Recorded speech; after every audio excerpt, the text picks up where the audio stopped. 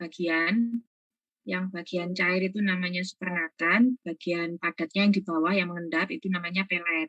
Nah, ketika supernatannya dibuang, pelet tidak akan ikut selama microchipnya itu tidak sampai kita ketuk-ketukkan ke misalnya ke meja gitu ya. Jadi kalau cuma dituang begitu saja, itu peletnya masih nempel di microchip, jadi tidak akan ikut terbuang. Seperti itu. Kemudian apabila ada 3 lapisan, tetap sama, jadi yang mengendap di bawah itu pelet, yang cair supernatan. Jadi lapisan yang tengah itu juga masih cair, itu masih bisa disebut sebagai supernatannya. Seperti itu. Ada lagi pertanyaannya? Kak, izin bertanya, apakah diperbolehkan? Ya. Kalau dari video kan setelah supernatannya dibuang itu kan masih ada peletnya. Nah, kalau di video itu tidak terlihat warna dari peletnya seperti itu. Apakah ada warna khusus yang terlihat pada saat kita melakukan praktikum langsung ya, Pak? Terima kasih. Oke, terima kasih pertanyaannya. Jadi memang ketika kita melakukan sentrifugasi pada tahap yang terakhir itu isolat DNA-nya memang tidak akan kelihatan ketika di video ya, karena peletnya itu sangat sedikit. Jadi ketika kita lihat langsung itu kelihatan, jadi kayak cuma ada sedikit sekali memang. Apalagi kalau sampelnya yang kita pakai juga sedikit. Dan kandungan DNA dari sampel juga sedikit. Jadi memang kadang agak-agak kelihatan, jadi cuma kelihatan kayak endapan putih sedikit menempel di microchipnya. Bahkan kadang itu sampel DNA-nya nggak kelihatan, tapi ketika kita running di tahap selanjutnya, yaitu misalnya di elektroforesis, itu muncul band-nya. Jadi jangan khawatir ketika kita DNA itu memang kadang DNA-nya nggak kelihatan, tapi sebenarnya ada di situ. Selama itu tadi ya, ketika kita membuang supernatan nggak sampai diketuk-ketukkan, nggak sampai terlalu keras mengetuknya, itu peletnya masih tertinggal di microchip. Di pelet itulah ada DNA-nya untuk yang tahap terakhir ya. Baik, Kak, terima kasih atas jawabannya. Oke, sama-sama. Terus ini ada pertanyaan lagi di kolom. Jadi Lydia Agahari, apakah sampel yang digunakan itu segar? Karena untuk menggunakan sampel daun kering, kira-kira ada perbedaan tujuan. Oke. Untuk daun itu memang yang baik adalah yang masih segar baru diambil, kemudian diambil sudah dijelaskan kemarin ya sama Mbak Dewi di teknik sampling, diambil di pagi hari sebelum fotosintesis. Kemudian yang diambil juga daun yang muda. Nah, tapi kita juga bisa menggunakan daun yang kering. Sebenarnya ada plus minusnya. Kalau daun kering itu beberapa kandungan sudah seperti kandungan airnya kan juga sudah lebih sedikit, dan beberapa kandungan senyawa metabolis sekunder itu yang akan mengganggu menjadi kontaminan itu juga lebih mudah untuk dipisahkan nantinya dari DNA. Cuma kalau kita ingin mendapatkan lebih banyak biasanya bisa dari yang segar. Kemudian biasanya memang ada perbedaan tujuan. Jadi ada yang saya lupa, dulu ada praktisi juga yang lebih suka menggunakan daun kering daripada daun segar karena mereka punya tujuan tertentu. Cuma saya lupa ininya alasannya. Salah satunya yang saya sebutkan tadi. Kemudian digerus dengan liquid. Oke. Ada yang pernah menggunakan nitrogen cair untuk praktikum lain? Belum pernah ya? Belum pernah. Oh iya, ini praktikumnya online terus ya? Iya, Bu. Iya, Bu, online terus. Ya, kasihan ya. Nggak bisa merasakan nitrogen cair ya. Oke, di sini penggunaan nitrogen cair itu ditujukan supaya sampel itu menjadi keras. Ya, sampelnya menjadi keras sehingga ketika digerus itu bisa membentuk serbuk. Seperti contohnya misalnya daun ya. Daun kalau masih basah segar kita gerus itu kan jadinya kayak pasta ya. Kayak pasta. Barangkali ada yang masih suka bikin eh, mewarnai kuku dari daun pacar itu. Nah, pasti tahu. zaman sekarang nggak ada lagi ya, pakai henna yang praktis. Nah, itu daunnya akan membentuk pasta kalau kita gerus. Nah, tapi kalau ditambah dengan nitrogen cair dulu, ini daunnya akan menjadi keras, jadi kayak crispy gitu ya. Kemudian ketika digerus itu nanti menjadi serbuk. Jadi tampak lebih kering dan memudahkan untuk menggerusnya memang nitrogen cair. Terus, sebentar kok, digunakan juga untuk sampel lainnya selain tumbuhan. Iya, jadi nitrogen cair ini juga digunakan. Misalnya kita pakai jaringan hewan, daging, itu tetap menggunakan nitrogen cair. Kecuali ini ya, kecuali kalau kita isolasi dari sel bakteri ya, karena nggak perlu digerus. Ya, sel bakteri kan sudah kecil-kecil, jadi langsung ke tahap disis, nggak pakai digerus untuk sampelnya. Jadi nggak perlu nitrogen cair. Untuk buffer ekstrak, ini beda sesuai dengan sampel yang kita gunakan. Kalau nggak salah di modul ada. Modulnya sudah dapat atau belum? Belum. Belum ya. Mungkin belum diberikan. Jadi ada bahan yang berbeda untuk buffer ekstrak ini disesuaikan dengan karakter dari bahan yang kita gunakan sebagai sampel untuk isolasi DNA. Seperti kita tahu, misalnya kalau pada sel tanaman, jadi misalnya kita pakai daun, sel tanaman itu kan ada dinding selnya. Nah, sehingga kita butuhkan untuk membersihkan dinding sel. Nah, sedangkan kalau sampelnya dari jaringan hewan itu kan nggak ada dinding sel, sehingga kita tidak memerlukan bahan untuk membersihkan dinding sel. Nah, terus nanti beda lagi dengan buffer ekstrak untuk bakteri misalnya. Ya, jadi itu disesuaikan dengan bahan yang kita gunakan. Jadi tidak semuanya pakai CTAB. Kalau tadi kan pakai buffer ekstraknya pakai CTAB ya untuk tanaman itu biasa.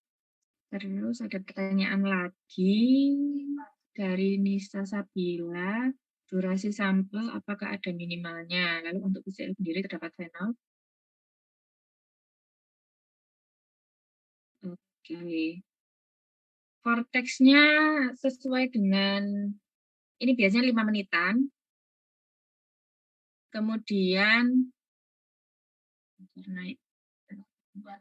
untuk fenolnya tidak harus disaturasi dulu, jadi langsung digunakan. Untuk menggunakan fenolnya di lemari asam ya. Bukan PC, ini yang PCI atau PCl, penol kloroform, atau yang penol kloroform isoamil alkohol. Kemudian, ya. Nah, untuk pertanyaan berikutnya dari Aisyah Fajriati, untuk sentrifugasi berbeda-beda, apakah berpengaruh pada lapisan yang akan terbentuk? Sedangkan RPM yang digunakan sama semua. Ya, untuk sentrifugasi pada prinsipnya kan sama sebenarnya ya. Jadi dilakukan secara bertahap itu sama untuk memperoleh supernatan dan pelet. Jadi memisahkan hasilnya berupa supernatan dan pelet. Namun pada tahapan itu tadi kecepatannya sama, yaitu 13.000. Hanya saja bahan yang kita tambahkan berbeda. Jadi di masing-masing tahapan itu tujuannya berbeda.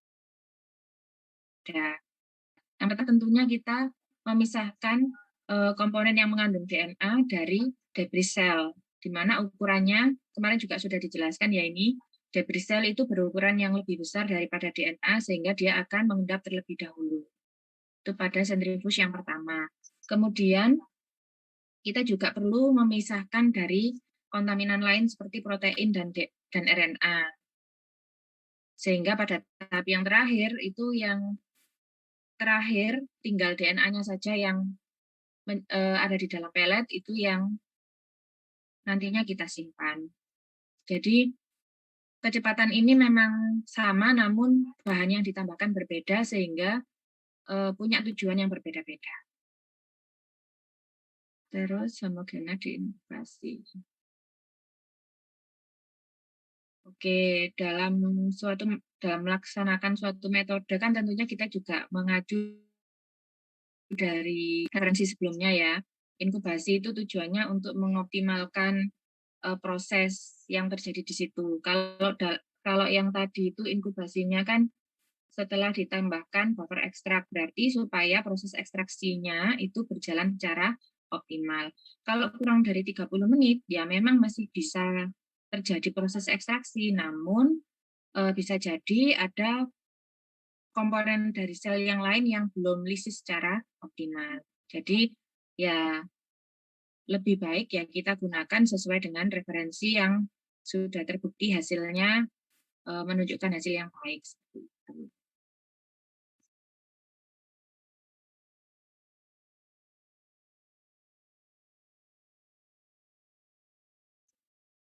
Sering ditunjukkan, namun saya tidak mengerti bagaimana cara kita menentukan RPM, suhu, maupun waktu.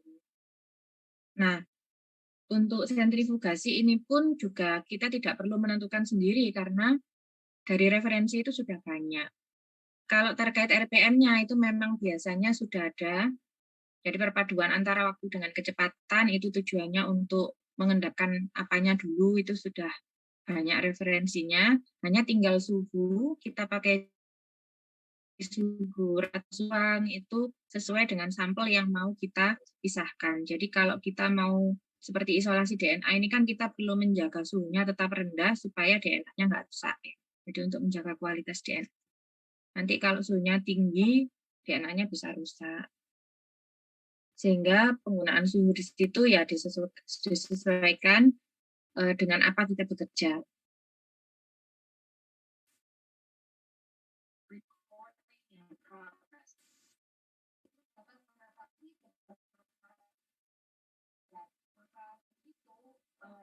Untuk pertanyaan berikutnya PCI. PCI ini yang 25241 ini seingat saya yang untuk tanaman ya.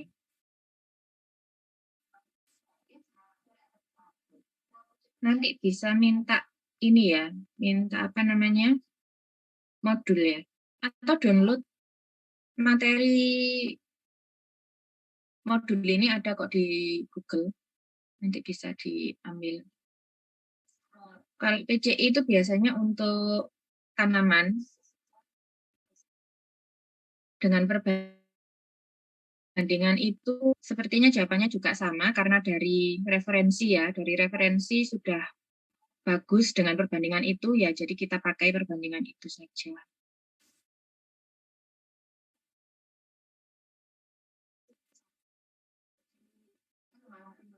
Kemudian untuk sampel serbuk yang telah divortek dan homogena diinkubasi selama minimal 30 menit. Kalau lebih apakah berpengaruh? Tentunya mestinya iya ya. Kalau melisiskan terlalu lama kan tapi kalau menurut saya begini, 30 menit saja cukup untuk melisiskan, kenapa kita harus lama? Kenapa harus ditambah waktunya ya? Padahal masih banyak tahap-tahap yang berikutnya. Jadi cukup. Kalau lebih ya mungkin proses lisisnya juga akan lebih lanjut ya.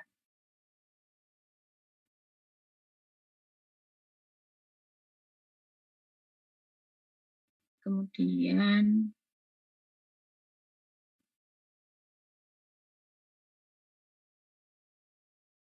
iya, tentang mix gently ya. Jadi kita perlakukan dengan lembut. Ini memang tidak ada di metode yang lain ya. Di praktikum lain mungkin biasanya dicampur dengan vortex atau dikocok gitu. Kalau ini ada yang di vortex, ada yang mix gently. Jadi saya juga tidak rusak seperti itu. Makanya diperlakukan dengan mix gently pada tahap yang terakhir kan ya.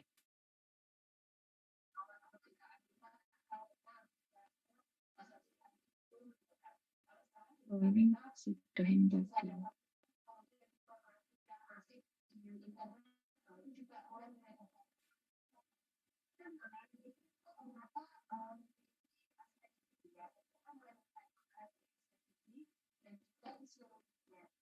Peringatan pada diberikan.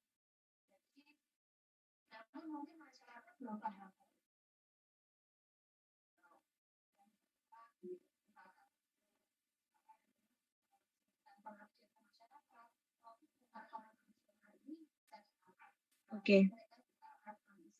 Yang pertanyaan dari Sheila, supernatanya dibuang, pelet dikeringkan di inkubator. Durasi pengeringannya kurang lebih sekitar 30 sampai 1 jam. Sudah cukup. Pelet dilarutkan, bagaimana cara penyimpanannya? Untuk penyimpanan ada yang tahu? Tadi di soal ada ya?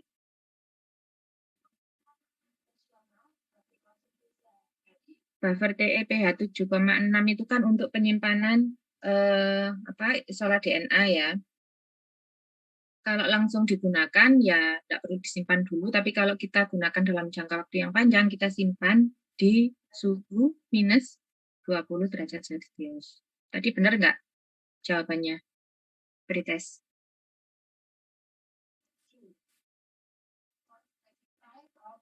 Oke, seperti itu. Mungkin Mbak Puni menambahkan jawaban saya barangkali ada yang terlewat.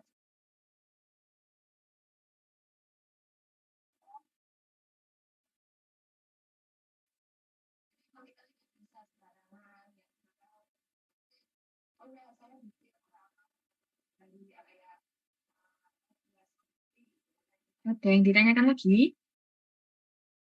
Kira-kira tadi dari video sudah cukup jelas ya tahapannya.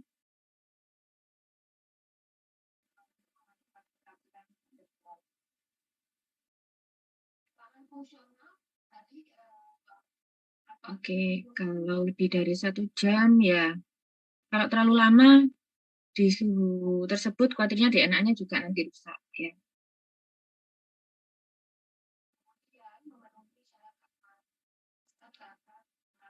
Dan sebenarnya kalau suhu enggak perlu suhu 55 juga, kita bisa juga melakukan di suhu ruang ya, di suhu ruang sampai itu kan tahapannya setelah ditambah dengan etanol absolut ya.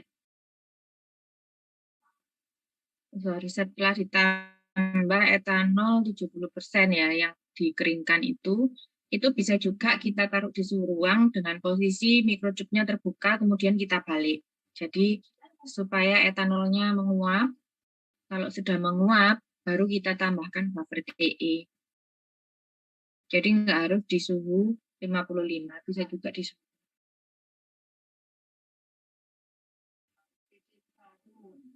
Oke, ada lagi pertanyaannya? Atau mau menambahkan?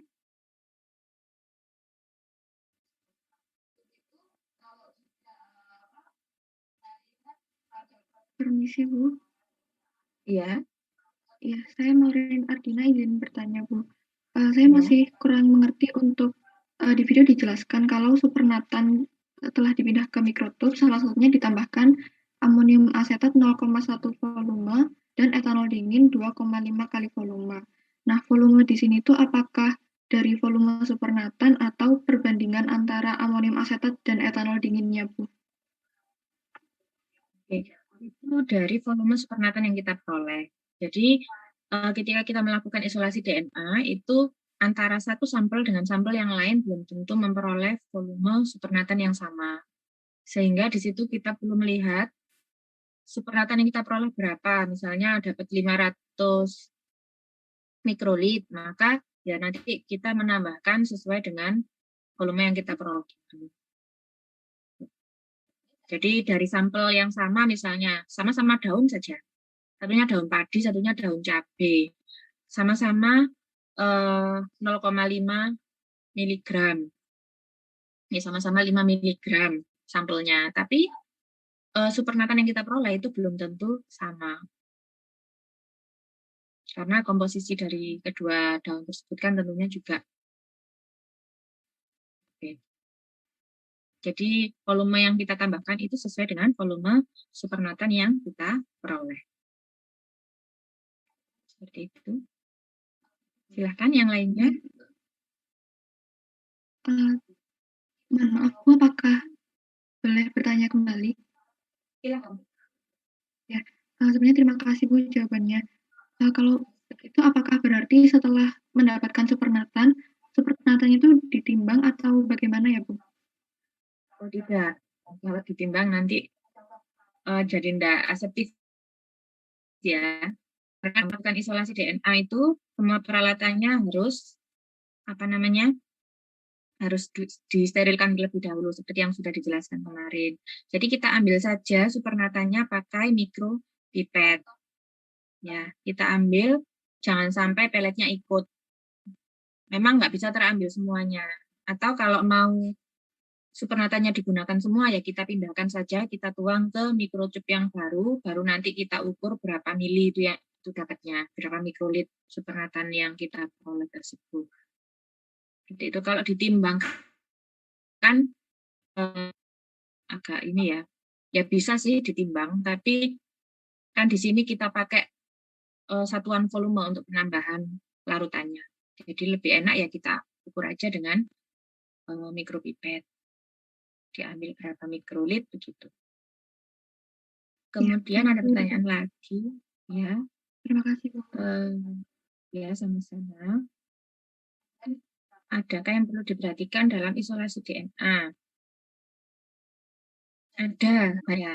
Dalam isolasi DNA itu kita harus memperhatikan pertama kondisi dari alat yang kita gunakan harus steril supaya kita tidak pekerjaan kita tidak terkontaminasi oleh bakteri dan mikroorganisme lainnya. Karena nanti ketika ada mikroorganisme yang mengkontaminasi, tentu DNA-nya kan bisa terikut ya dalam sampel kita.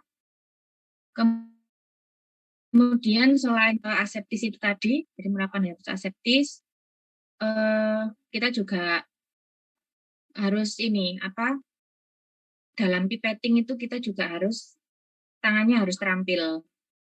Karena di situ volumenya yang kita gunakan itu sangat kecil, ada yang dalam satuan mikrolit itu pakai satuan, ya 1 sampai 10 mikrolit. Nah, itu kan jumlahnya sangat sedikit. Bahkan ketika kita lihat di tipnya itu cairannya hanya ada di ujung white tip itu.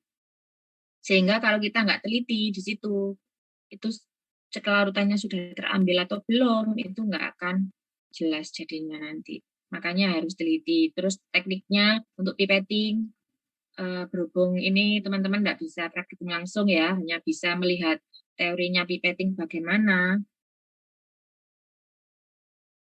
maka mungkin nanti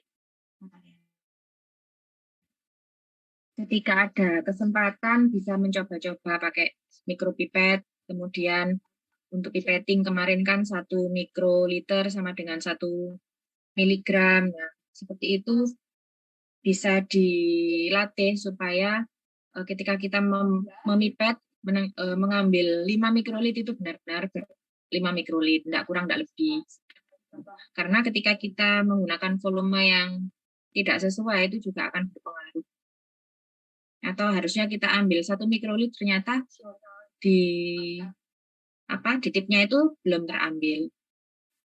Nah, kemudian untuk pengambilan dalam volume yang sangat kecil tersebut, itu ketika kita memasukkan ke microchip yang baru, itu sebaiknya kita pipetting juga. Jadi kita celupkan ujungnya ke larutan yang ada di microchip yang baru itu tadi. Sehingga itu untuk memastikan bahwa larutan yang ada di white tip itu benar-benar sudah masuk ke sudah bercampur dengan larutan yang kita tambahkan tadi. Terus tips lainnya sabar. Ya, karena banyak tahapannya, jadi kita harus sabar. Sabar dan teliti, itu tipsnya. Dan jangan menganggap itu sesuatu hal yang sulit. Aja. Metodenya sudah ada dan tingkat keberhasilannya tinggi, jadi pasti bisa dilakukan. Silakan, mungkin ada pertanyaan lagi. Dan saya ingatkan juga, barangkali ada yang belum mengisi link presensi yang sudah di-share tadi, atau dibantu Mbak Nina supaya di-share lagi. Permisi, Bu, saya boleh bertanya terkait tes yang tadi? Ya, Iya, saya Nabila dari Biologi B, izin bertanya, Bu. Di nomor 2 pretest tadi itu ada prinsip dasar isolasi DNA itu kunci jawabannya itu apa namanya? Pelisisan dinding sel gitu, Bu. Sedangkan saya menjawabnya restriksi DNA. Nah, saya mau tanya terkait prinsip dasar isolasi DNA itu ada apa aja ya, Bu ya? Terima kasih. oke. Yang pertama tentunya yang perlu dipahami adalah DNA itu ada di mana.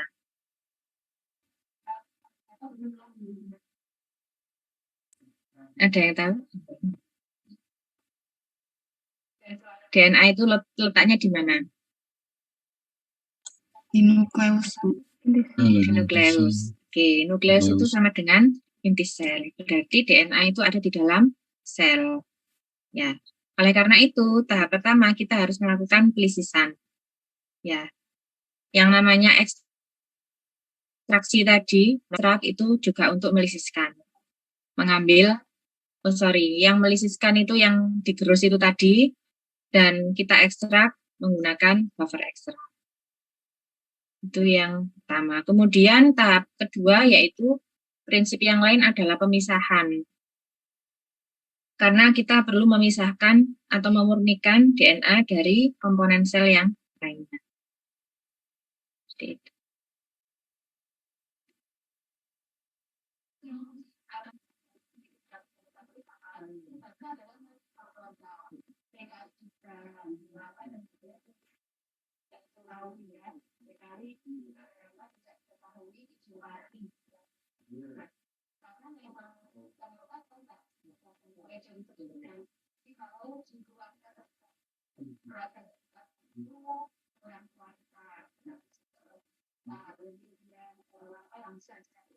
Nah, kalau tadi sudah ya, pelisisan, kemudian pemurnian, memisahkan dari komponen sel yang lainnya, kemudian kita juga melakukan presipitasi. Presipitasi itu adalah pengendapan ya. Pengendapan DNA, karena tadinya kan DNA ada di supernatan. Maka kemudian kita presipitasi, sehingga kita memperoleh pelet yang mengandung DNA. Terus, kalau misal terbatas Oke, kita harus tahu dulu kontaminannya apa. Biasanya kalau kontaminan protein atau RNA itu kita bisa lihat melalui ini minggu depan kayaknya ya, uji kualitatifnya sama uji kuantitatif untuk menentukan kemurnian dari isolat DNA kita. Di situ nanti ada ketentuan yang dikatakan murni itu bagaimana, sehingga dari situ juga bisa diprediksi kalau tidak murni karena kontaminan protein, ya kita tambahkan protein ASEKA misalnya. Iya Bu, boleh izin bertanya lagi Bu? Iya silakan. Berarti dari penjelasan Ibu tadi, prinsip dasar isolasi DNA itu berupa pelisisan dinding sel, lalu ada pemurnian DNA dan presipitasi DNA. Nah, yang saya bingungkan, ya, presipitasi DNA. Nah, ya Bu, saya lanjut lagi. Yang saya bingungkan itu ketika menjawab soal pretest itu prinsip dasar isolasi DNA yang benar itu termasuk restriksi DNA-nya Bu. Sedangkan penjelasan Ibu tadi bahwa prinsip dasar isolasi itu tidak ada restriksi DNA-nya. Itu seperti apa ya Bu nantinya di soal pretestnya? Oke, bentar.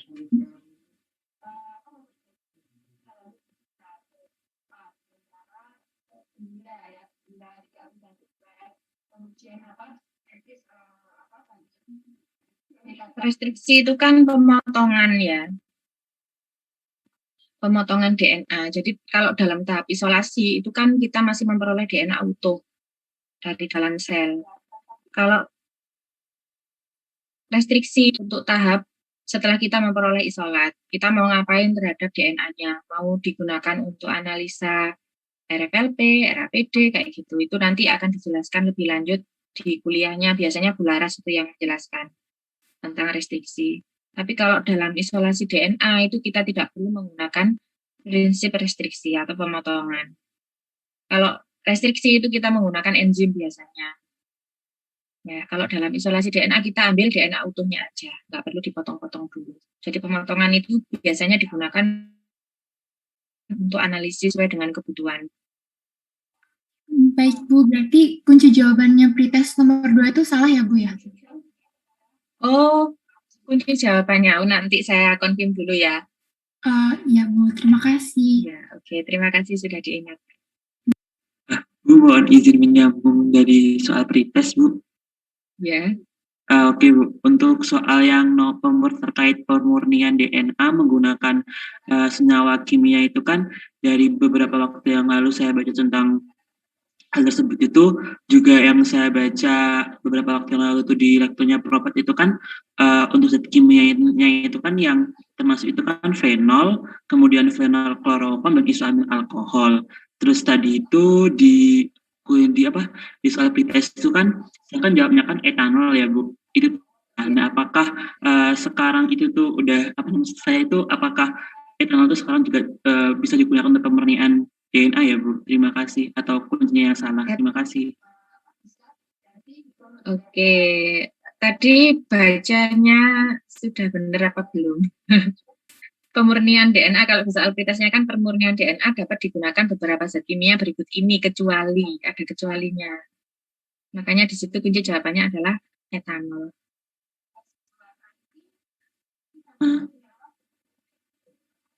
Mohon maaf mengkonfirmasi. Tapi di kunci itu jawabannya itu isoamil alkohol, Ibu.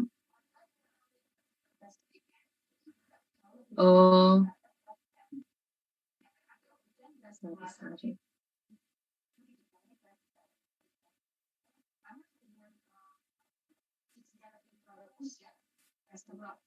Oke, etanol itu memang untuk mempresipitasi ya. Kalau yang dimaksud di situ pemurniannya termasuk presipitasi ya benar pakai etanol.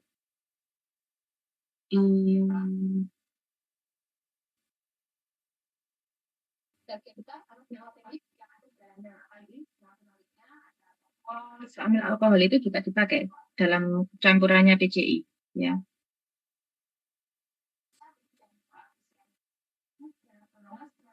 Oke, nanti kita cross check lagi ya berarti. Enggak, Bu. Enggak, Bu. Terima kasih, Bu. Mohon maaf sebelumnya, Bu.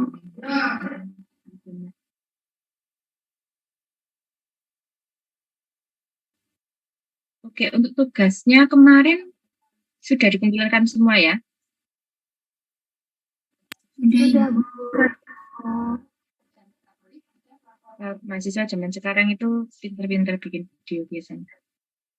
Pinter ngonten. Oke, ada pertanyaan lagi?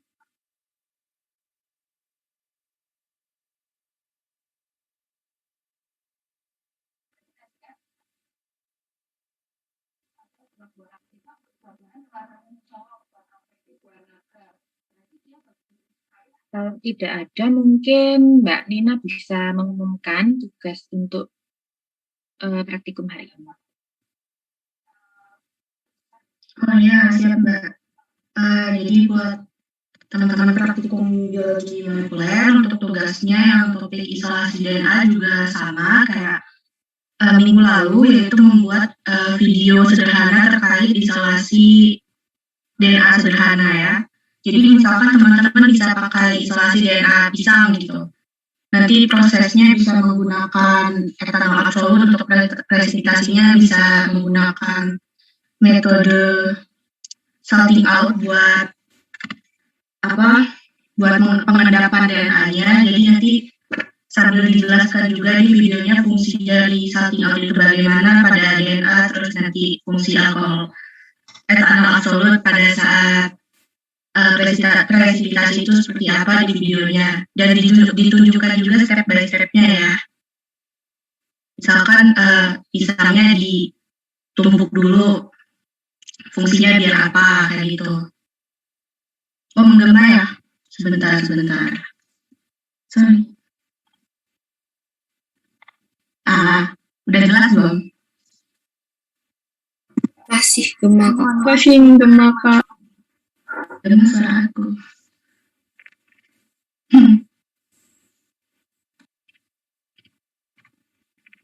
Halo, udah belum dek?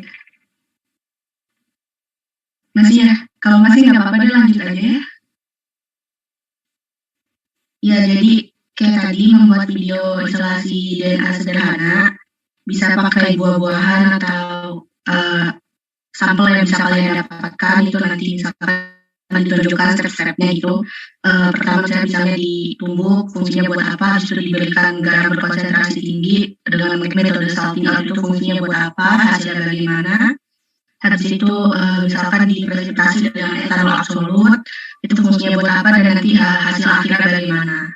Itu aja, seperti biasa. Terus nanti videonya di upload di YouTube kalian masing-masing dan linknya dikirimkan di form pengumpulan tugas. Ada kan ya formnya di GCR? Ada kak. Iya, dikirim di situ kayak biasa ya. Udah seperti itu tugasnya untuk yang topik isolasi DNA minggu ini. Untuk selanjutnya mungkin saya balikkan ke Mbak Nani.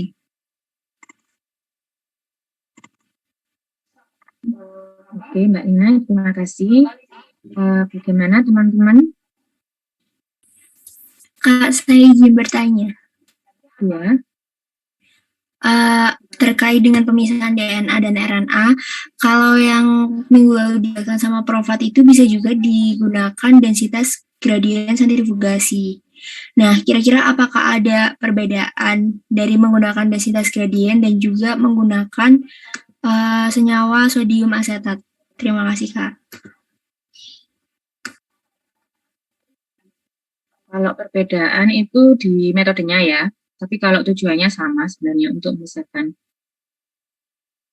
Jadi untuk memisahkan itu memang bisa pakai sodium asetat, pakai NaCl atau pakai CSCl itu juga.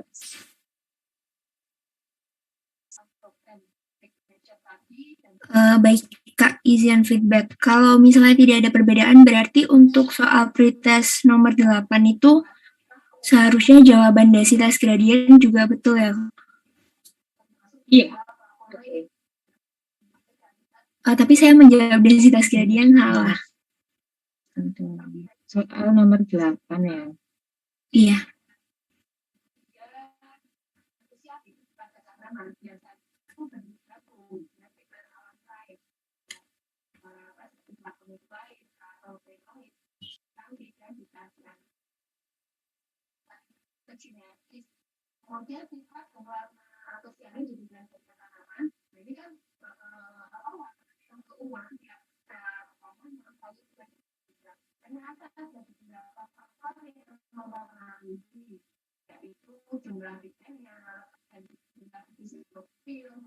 Tadi jawabannya densitas gradien salah. Iya, jawaban kunci jawabannya cuma kuncinya NaOH. Dikunci jawabannya apa? Kunci jawabannya yang dengan sodium asetat. Oh, ini bukan kecuali ya. Ini malu ya. Kayaknya untuk soal pretest nanti perlu confirm dengan asisten yang lain ya. Mohon maaf. Ya, baik Kak, terima kasih. Kami akan, ya nanti, insya Allah minggu depan nanti saya umumkan yang benar seperti apa. Barangkali saya yang salah persepsi juga. Oke. Ada lagi teman-teman yang mau bertanya? Permisi Kak. Ya. Saya mau bertanya mengenai tugas video yang barusan diberikan itu buah yang digunakan apa harus pisang atau ada alternatif yang lainnya ya Kak?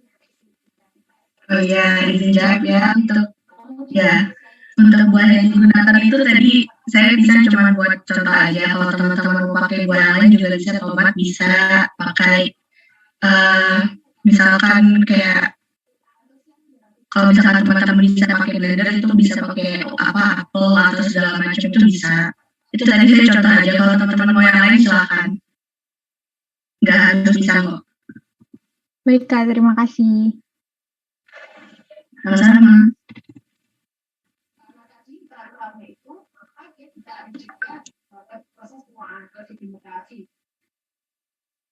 Oke, saya rasa sudah cukup ya. Atau ada yang pertanyaan lagi?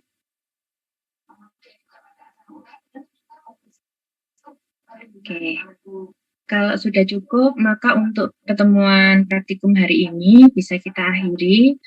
Saya dan Mbak Nina selaku asisten mohon maaf apabila ada kekurangan dalam mendampingi praktikum Biomol hari ini. Mungkin untuk pertemuan ini saya akhiri sekian. Terima kasih atas perhatian dan kerjasama dari teman-teman. Semoga di pertemuan selanjutnya juga tetap aktif ya. Dan salam sehat selalu. Semoga semuanya sehat-sehat. Jangan sampai terserang pandemi yang sedang terjadi ya. Oke, semangat. Assalamualaikum warahmatullahi wabarakatuh. Waalaikumsalam warahmatullahi wabarakatuh. Terima kasih, Kak.